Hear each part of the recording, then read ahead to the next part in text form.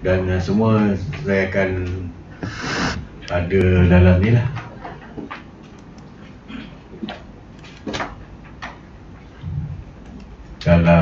Nanti dalam YouTube pada awal terlepas ya.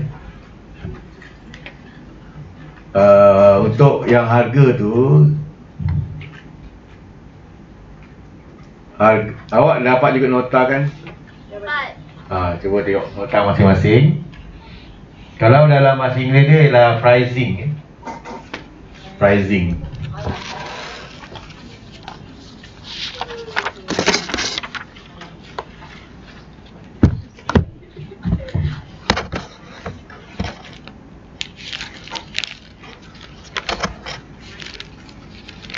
So minta dia sama sebab yalah, bila YouTube ni dia akan sampai dalam bila-bila dia boleh rujuk kan.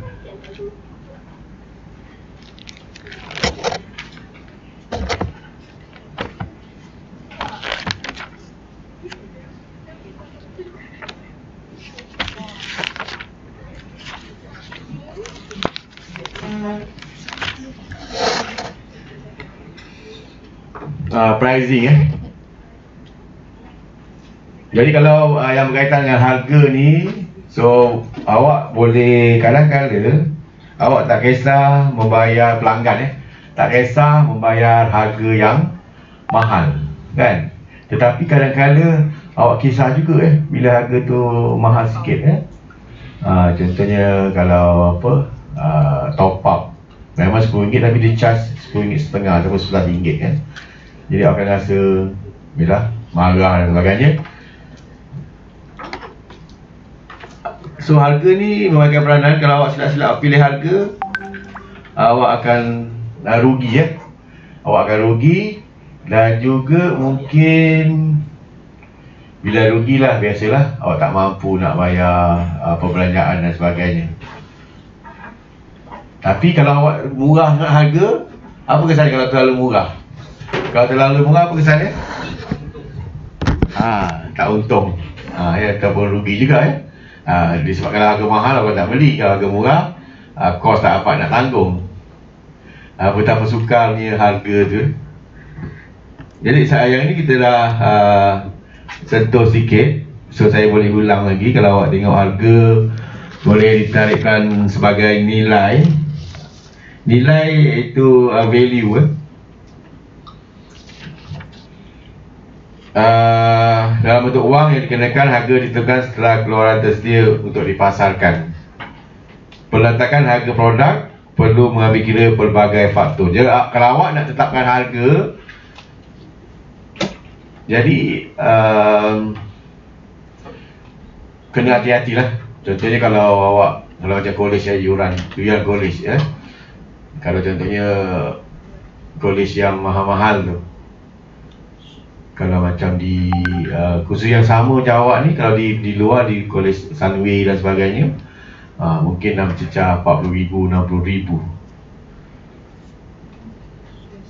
Jadi masih ada lagi orang pergi ke kolej tersebut sebab dia punya pelanggan adalah pelajar-pelajar di kalangan orang-orang kaya dengan kemudahan yang yang lebih baik Kalau kolej kat sini mungkin kemudahan tu tapi dia punya yuran sama je, satu bulan 700 macam awak satu bulan 700 kalau dah satu semester dah berapa? 2,800 Kalau nak selesa mahal contohnya So tapi kalau kita contohnya kalau kolej ini letakkan harga yang mahal, tak ada orang datang pula So berapa sukarnya proses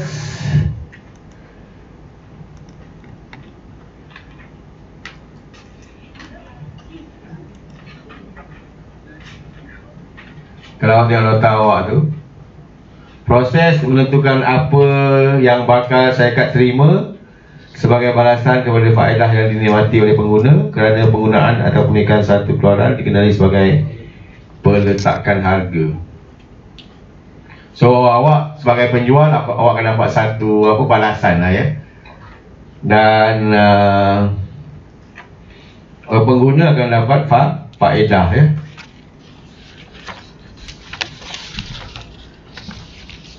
harga pula secara mudahnya boleh ditakdirkan sebagai nilai lidah. Harga ditentukan setelah keluaran tersedia. Pada masa lampau, harga ditentukan dengan kaedah tawar-menawar yang berlaku antara penjual dan pembeli.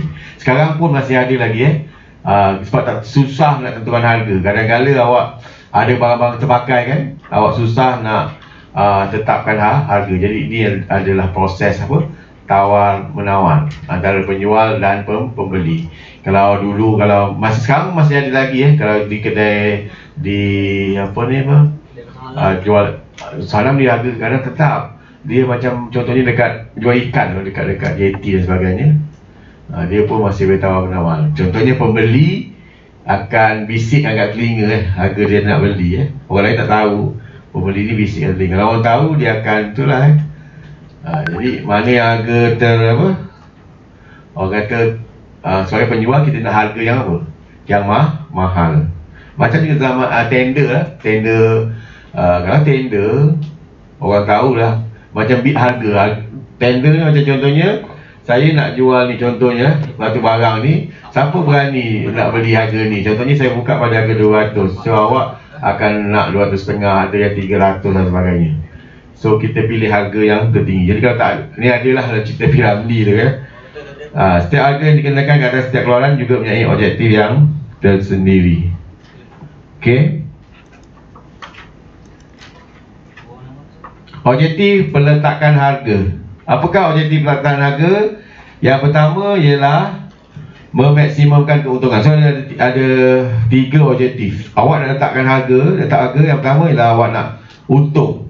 Tapi bila awak nak untung, kadang-kadang orang tak beli pula kalau terlalu mahal. Jangan kata mahal itu ialah orang tak beli.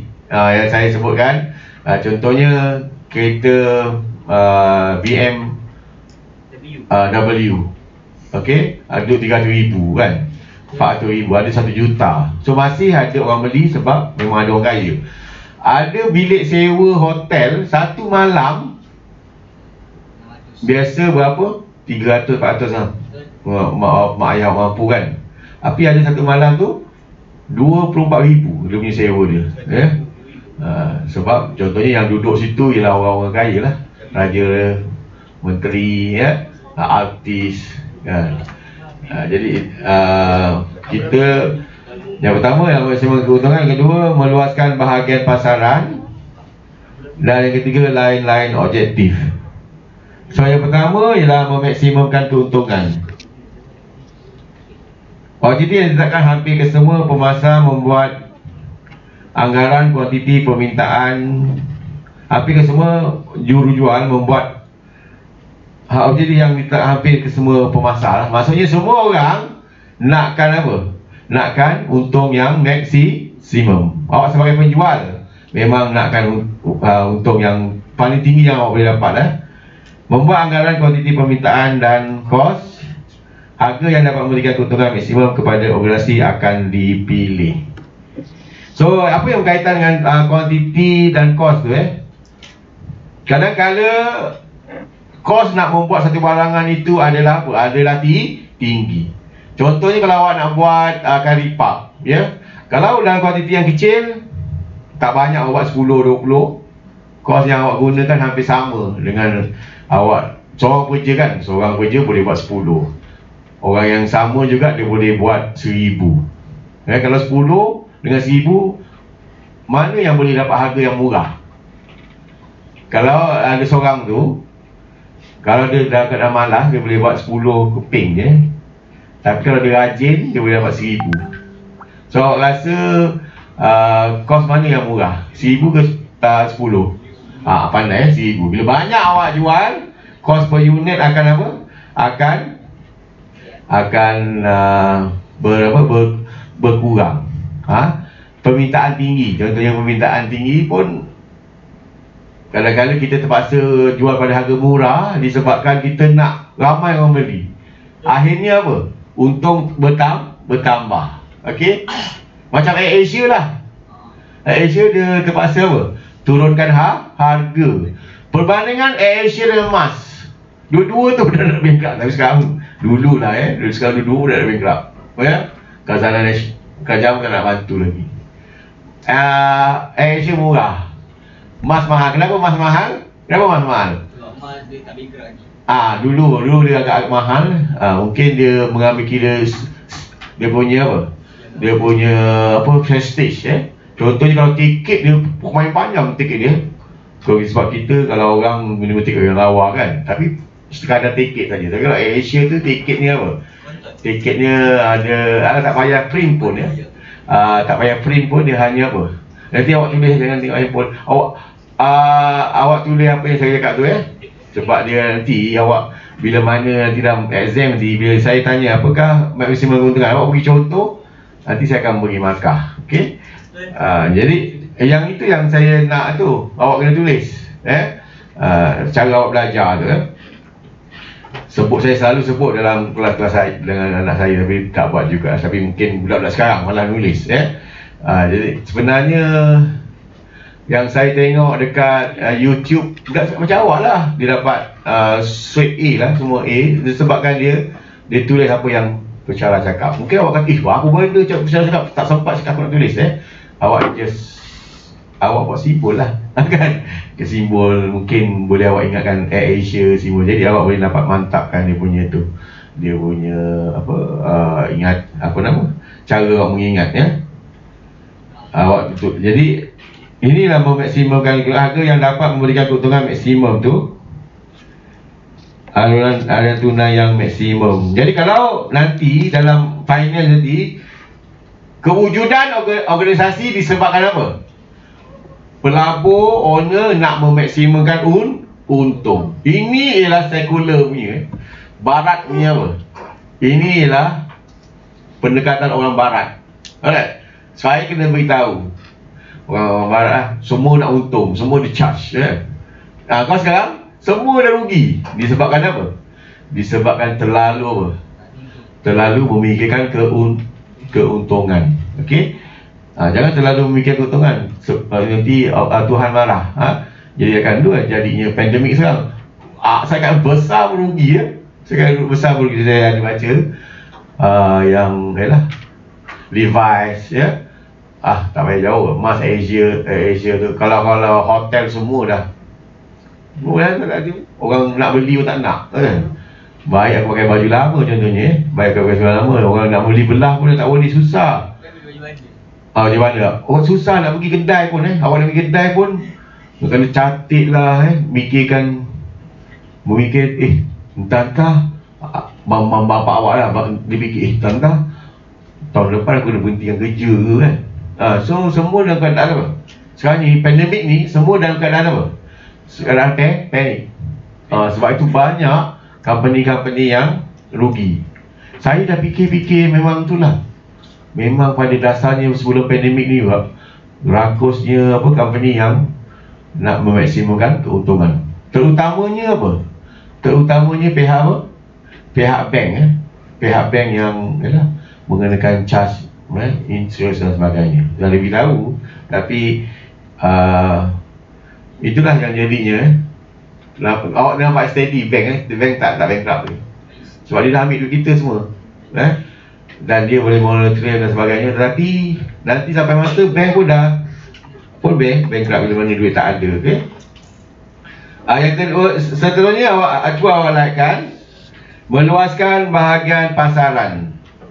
Bahagian pasaran adalah peratusan penguasaan jualan organisasi terhadap pasaran tertentu, membolehkan organisasi menikmati kos yang paling rendah dan keuntungan dalam jangka masa panjang. Letakkan harga pada tahap yang rendah, lebih rendah dari pesaing.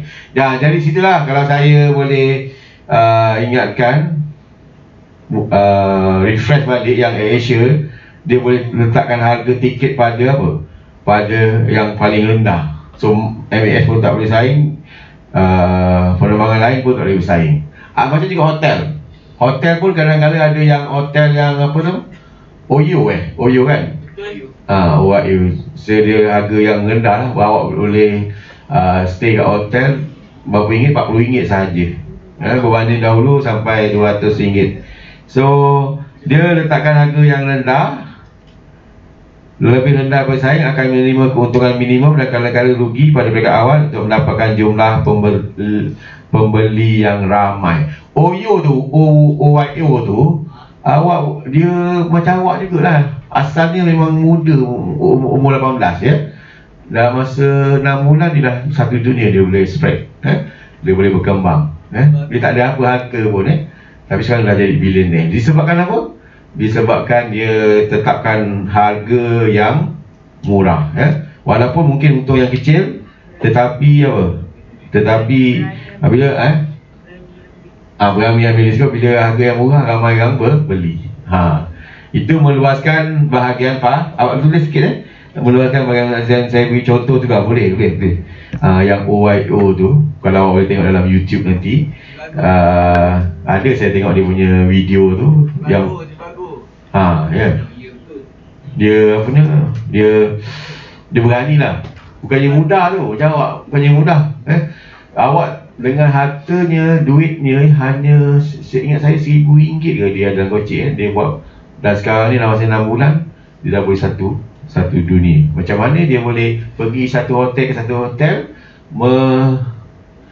menggunakan nama OYO tu. Ramai yang apa. Tapi sekarang saya tak tahu lah apa jadi oleh OYO tu. Tapi yang sebelum pandemik saya tengok jadi yang ini akan menerima keuntungan minimum dan kadang-kadang rugi pada peringkat awal untuk mendapatkan jumlah pembeli yang ramai.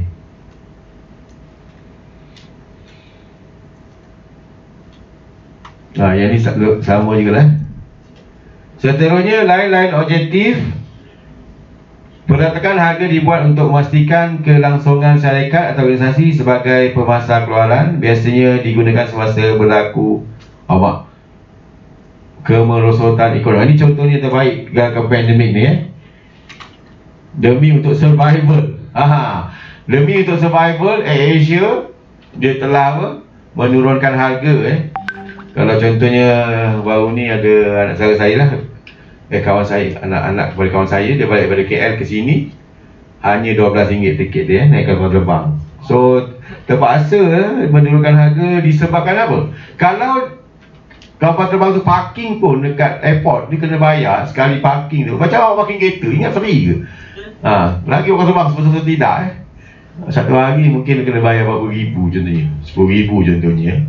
Jadi kalau dia tak bergerak, duit tak dapat. Jadi dia akan letakkan harga supaya dapat cover kos tetap tersebut. Untuk meningkatkan permintaan dan ianya sekadar dapat menutup kos tetap. Awak like yang boleh tak? Menutupkan kos tetap dan kos berubah. Sekejap, saya mungkin kos tetap dan kos berubah ni. Dekat nota tu, saya boleh lukis sikit. Nanti mungkin awak, sebab saya bagi bidang akaun ni,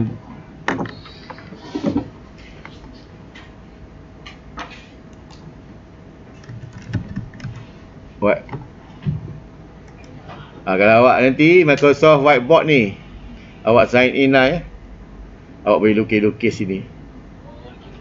Yang ni untuk digital pen ni, awak boleh belilah yang ni dalam apa RM70 je. Tapi daripada China lah. So contohnya ni graf.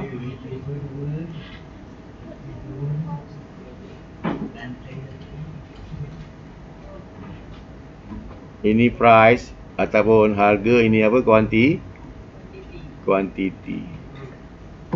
Apa tu? Quantity lah. So contohnya sini ialah kos tetap. Kos tetap maksudnya apa? Contohnya sewa kan. Banyaknya awak masukkan, banyaknya awak keluaran, banyaknya awak buat keluaran. Kuantiti ni merujuk pada keluaran. Banyak awak keluar, sewa masih sama kan. Itulah kos apa?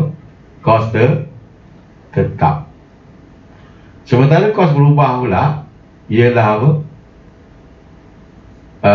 Kos berubah ialah dia berubah mengikut kuantiti. Macam contoh tepung kan, nak buat kari puff, alright? Kalau banyak kali lipat, banyaknya apa? Tepung. Banyaknya tepung. Ini dinamakan apa? Kos apa?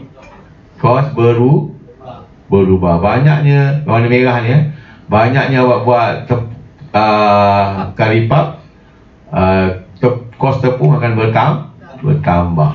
Itu dinamakan apa?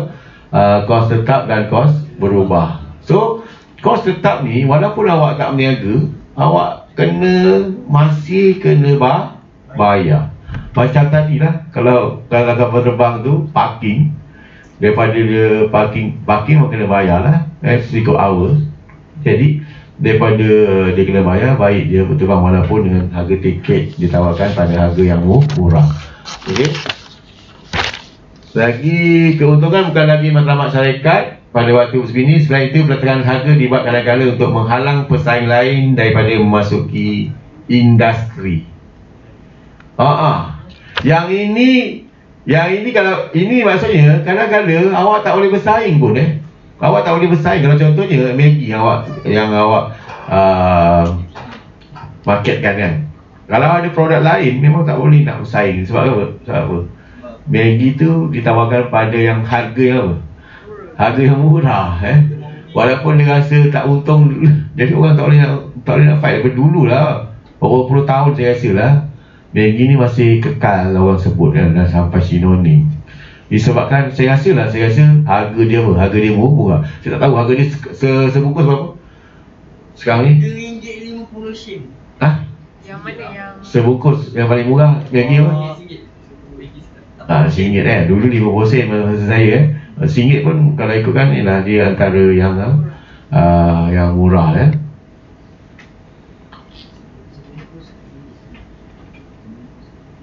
yang ni lah.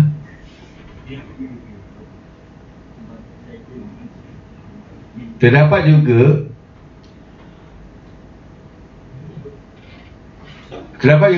jual yang meletakkan harga keluaran sebagai langkah mematuhi undang-undang seperti yang dilakukan oleh kebanyakan kedai peruncit yang menjual barang kawalan. Barang kawalan contoh ni senang lah. Barang kawalan apa?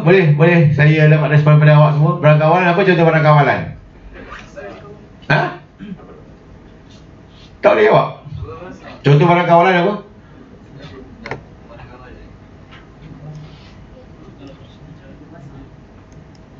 Minyak mana minyak masak gula, sawo ajak tu. Gula, garam, itu maksudnya orang setiap hari guna lah. So mungkin juga ayam Jadi kita terpaksa ikut harga yang telah ditetapkan oleh kerajaan. Okey, seterusnya ialah alat-alat menetapkan harga. Maksudnya bagaimana awak nak tetapkan harga? Peletakan harga berasaskan kos. Peletakan harga berasaskan kos. Awak highlightkan kos tu Apa maksud kos? Kos adalah kos maksudnya apa? Apa maksud kos? Awak belanja lah, belian semua, apa modal awak kan? Bahan mentah, belian. Kalau awak tu sikit kalau dalam awak punya account kan, awak ada belajar account kan? Kalau awak tanya kenapa saya beri nota account. Awak belajar account, awak sendiri lupa awak belajar account kan? So cost of apa? Tentu awak tak ambil pot langsung kan. Cost of goods sold tu, cost barang dijual. Cost barang dijual itu yang lebih pada cost barang dijual dengan cost lain. Awak tulis sikit cost barang dijual ialah apa? Cost barang, saya boleh tulis sikit. Saya tulis sorok sikit kalau guna ni. Okey. Awak minta lah dengan mak bapak awak ni nak beli pen benda ni. So boleh save dan sebagainya. So kita ada cost cost kita ada cost apa? Yang cost barang dijual. Lagi satu cost apa? Cost belanja lain kan? Cost barang dijual, ingat tak? Apa dalam barang dijual kita ada apa? Belian purchases lepas tu apa? Stok awal, pandai pun tolak stok akhir kan. Ni awak kena hafal lah. And then belanja lain contohnya apa? Kita kena bayar gaji, lagi sewa, lagi apa? Pandai awak utility, Jadi yang saya bagi tu ada format dia lah. Jadi awak boleh, dia ada Excel, awak jangan masuk figure dia. Kalau contoh insert tak muat dia punya row, awak insert row lah contohnya. Formula semua saya dah bagi kat situ. Okay, so cost barang dijual, cost belanja lain contohnya lah. Yang inilah cost yang kita kena tanggung untuk membuat apa? Untuk membuat curry puff. Contohnya awak dapat curry puff, pesanan curry puff 1 Johor contohnya 10,000 keping sehari. So semua kos awak kena kira. Apa contoh kos dia? Boleh awak nyatakan tak? Tepung. Tepung lagi apa? Minyak.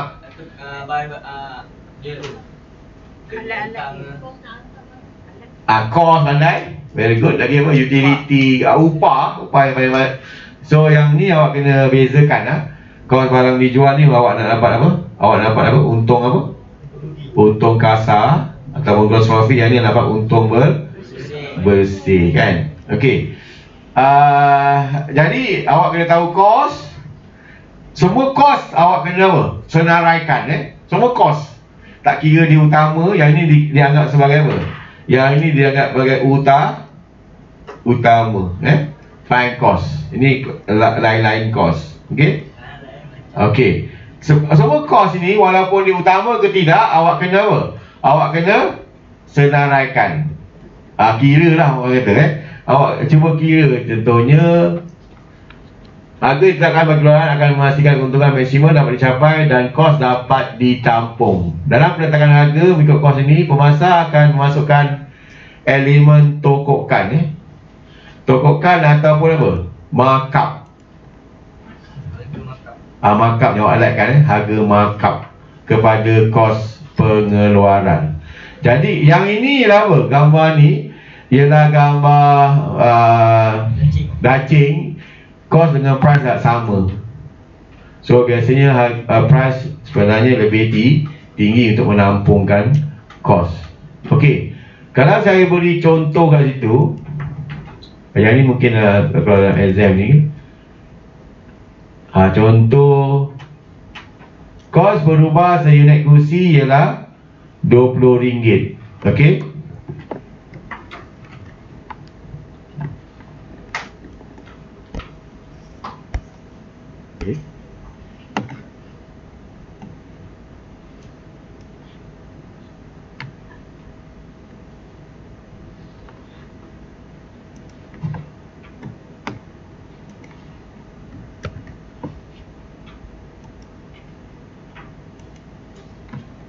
Kos berubah seunit kursi adalah RM20. Kos tetap RM300,000. Anggaran unit jualan ialah berapa? RM500,000. Kita nak tahu kos per unit. Awak tulis boleh tak dalam kertas ke? Kos per unit. Kos per unit maksudnya per unit maksudnya apa? Satu unit berapa kos dia? Berapa kos dia? Dia dah kira kos berubah seunit kursi lah RM20. Kos berubah maksudnya ialah, apa contoh kos berubah? Kos nak buat satu kursi kita perlukan papan. Satu kursi perlukan satu papan, harganya berapa? Kos berubah ialah kos berubah RM20 per unit. Jadi kos tetap per unit berapa? Yang itu ialah bukan per unit Yang itu adalah berapa?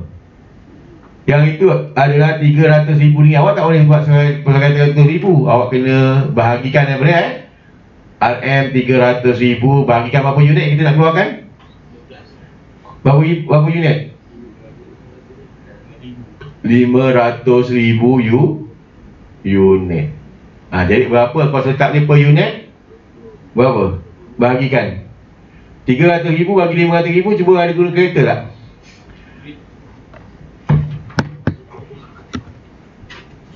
RM300,000 bahagi RM500,000, 0.6. 0.6. Jadi yang ini kos RM20. Jadi jumlah kos berapa? Jumlah kos ialah yang ni. Saya buat ni, boleh tak? Okey, merah ni. RM20 per unit dengan apa? 60 sen per unit. Oh.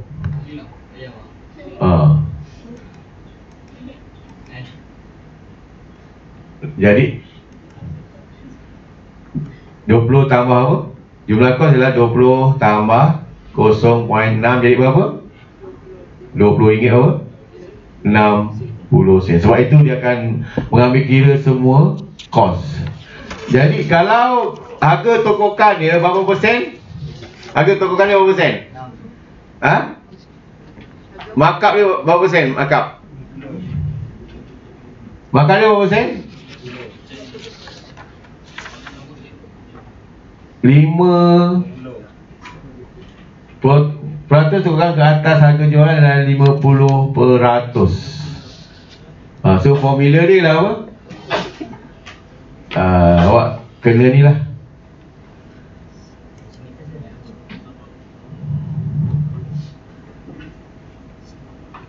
Harga tokokan markup sama dengan berapa? Harga dia berapa? Harga jualan berapa? Harga jualan. Harga apa nama? Harga kos dia berapa? Kos per unit, Kos per unit 1 tolak peratus. Kos per unit berapa? RM20, 60 sen, 1 tolak berapa peratus?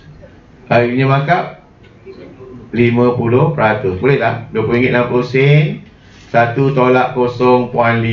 Cuba gunakan kalkulator ya.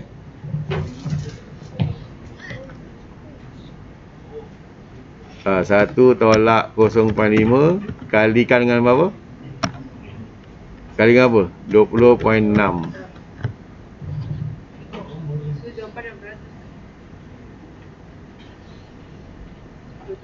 Oh bahagi, sorry bahagi lagi. Bahagi. Sini bahagi cuba guna kereta 21 tolak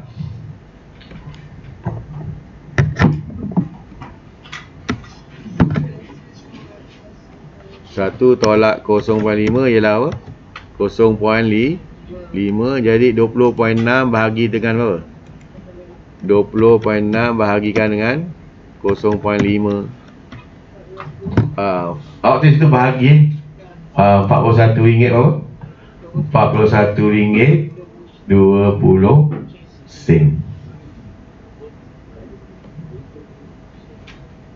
Boleh tak?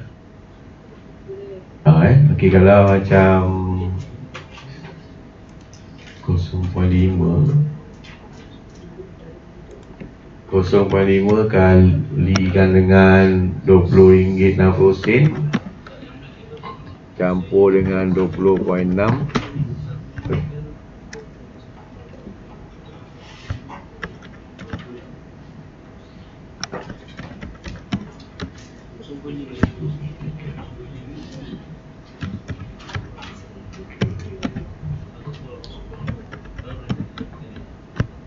Tak boleh juga. Awak guna formula ni boleh tak?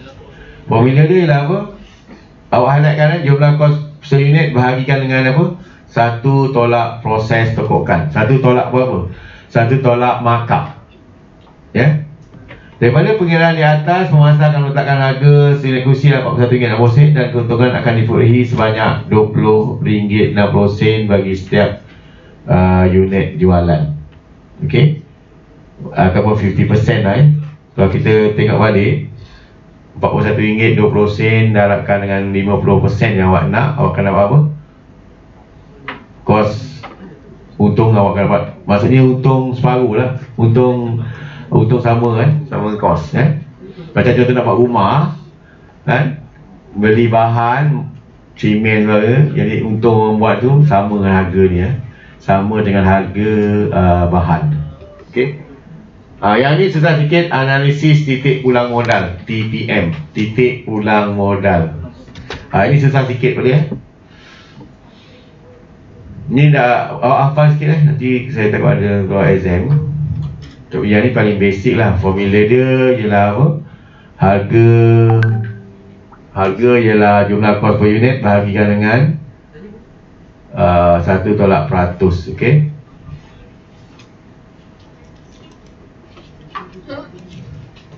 Dan seterusnya ialah, awak tengok soalan, analisis titik pulang modal. Apa maksud titik pulang modal? Apa maksud titik pulang modal? Ha? Balik modal. Maksudnya kalau awak bisnes pun tak rugi. Hubungan antara kos, jumlah jualan dan keuntungan. Kita ada maklumat apa? Hubungan antara kos. Tulis tulis sikit. Apa yang saya tulis, awak cuba tulis jumlah jualan dan keuntungan. Okey. Hasil daripada sini, syarikat dapat menetapkan satu tahap pengeluaran dan harga yang dapat memberi pulangan modal atau untung sifar kepadanya. Okey.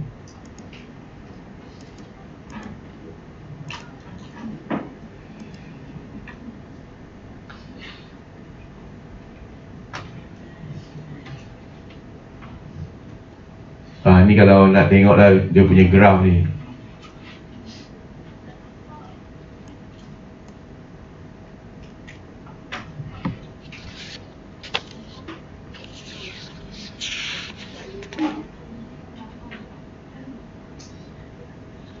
Jumlah kos, jumlah hasil. Dan saya lukiskannya. Saya lukis dekat ni, boleh tak? Dekat ni. Whiteboard ni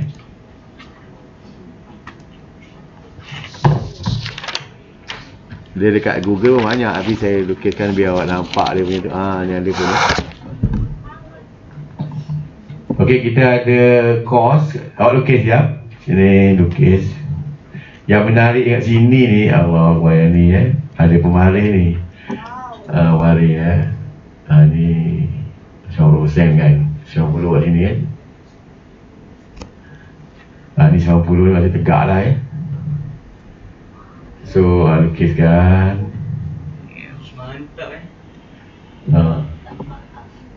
Saya ada ajak, cik saya tak boleh buat ni cik, sebab dia tak touch screen dia punya ni.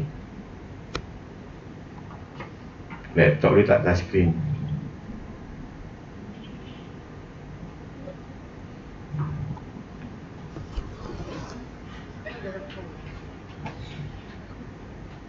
Ni graf Ini graf apa? Kos. Kos lah, semua kos tadi lah. Yang ini jualan, kan? Yang saya dah katakan tadi, ini ialah warna biru ni. Warna birunya ialah total revenue ni, total revenue. Total revenue ataupun jualan. Jualan meningkat lah. Ataupun hasil hasil jualan. And then yang ini ialah kos tetap, warna hitam. Okey. Ini adalah kos. Ingat saya kos tetap. Kos tetap yang, apa contoh kos tetap? Boleh tak? Apa contoh kos tetap tadi? Apa contoh kos tetap? Sewa. Sepandai sewa. Yang jadi jumlah kos ialah kos tetap campur kos apa? Kos berubah Jumlah kos ialah kos tetap campur kos berubah kat sini. Ini adalah apa? Jumlah kos. Yang ini dinamakan kat sini, titik ini dinamakan apa? Titik pulang apa? Modal ataupun break even. Titik pulang modal contohnya kat berada di 30,000 unit. Apa maksudnya? Awak kena keluarkan paling kurang apa? Paling kurang apa? Paling kurang berapa ribu unit untuk balik modal? Pandai. Titik pulang modal awak paling kurang kena keluarkan pada 30,000 unit. Tapi awak ada formula nak kira titik pulang modal ni. So kita ada formula nak kira break even. Ada dalam awak punya buku tu, awak punya nota.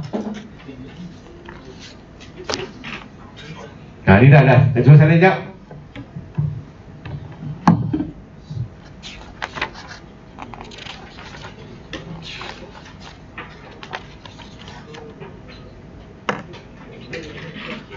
So nanti lepas ni sekejap kita rehat ni. Dah mudi awak dah mula dah macam dah tua agak dah awak.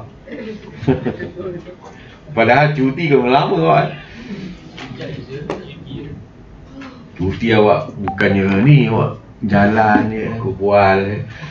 Kena tidur cukup, rehat. Lepas tu apa? Study latihan, exercise, berpeluh. Tidur awal. Okey.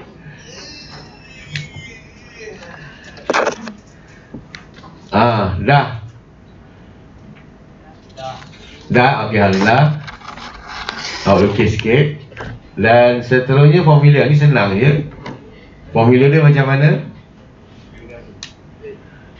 Formula ialah kita ada kos berubah. Tulis. Kos berubah. Apa contoh kos berubah tadi? Kalau nak buat kali lipat, apa kos berubah dia? Contohnya kos berubah untuk buat kali lipat apa? Ada pong. Kos berubah adalah RM RM20. Kos tetap. Apa contoh kos tetap tadi? Apa contoh kos tetap? Contohlah contoh. Apa contohnya? Kursi. Karipap. Apa contoh kos tetap bagi karipap? Minyak. Taklah. Sewa. Dia tetap So harga jualan RM41. Karipap mahal tu RM41.20. Mahal karipap RM41.20 ya. Mungkin besar ke? Karipap tu besar ada apa tu? Ya, besar meja ni ke ataupun besar laptop ni Lepas tu ada daging telur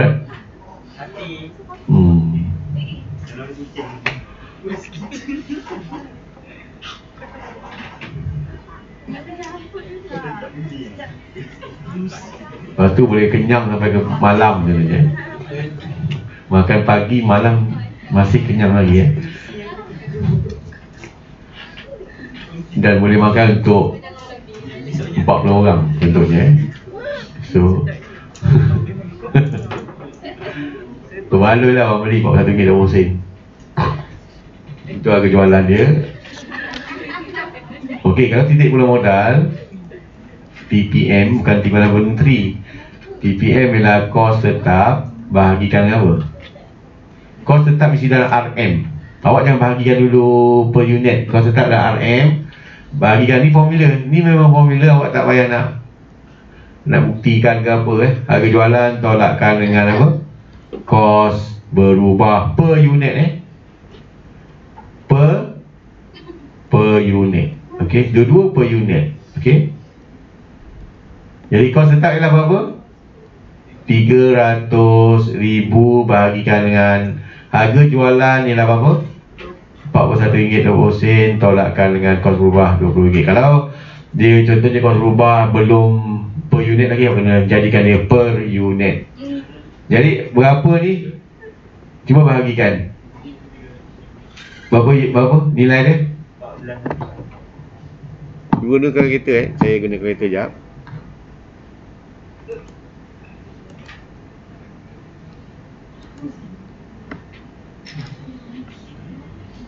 Kok 1.2 tolak 20 21.2 kan.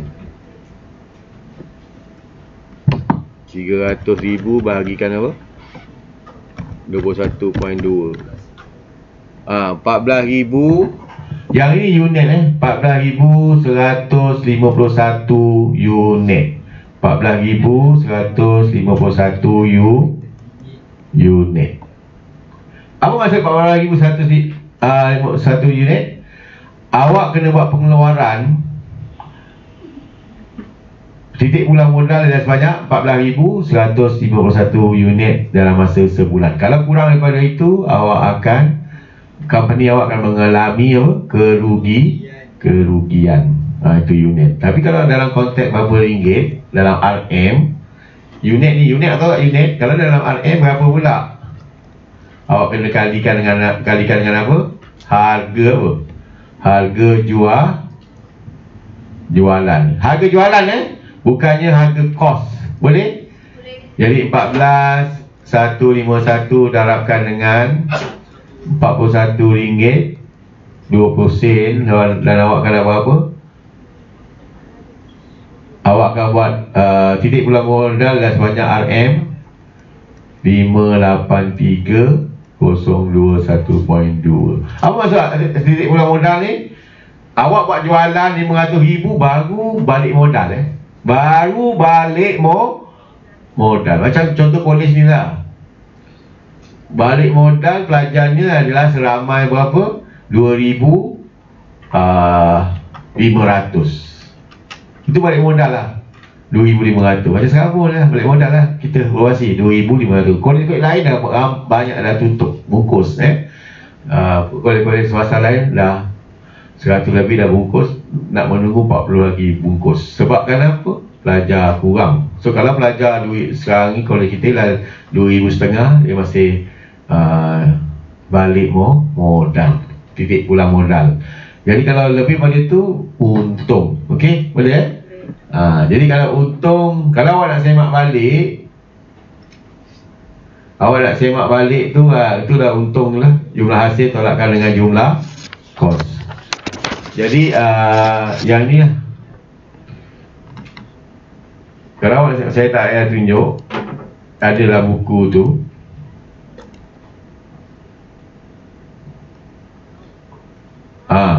Untung macam mana untung?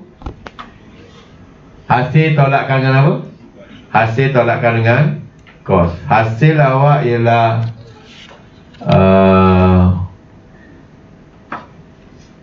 14,151 unit darabkan dengan 41 ringgit 20 sen 14,151 unit. Ni bukan ni, ini perpuluhan dia. Yang ni koma ni awak tukar boleh tak? Perpuluhan, bukan koma kalikan dengan 41 ringgit 20 sen tolakkan dengan yang ni lah. Ni jadi kosong. Untung kosong ni. Sebab awak ni ada bukti saja. Ni bukti saja hasil tolakkan kos.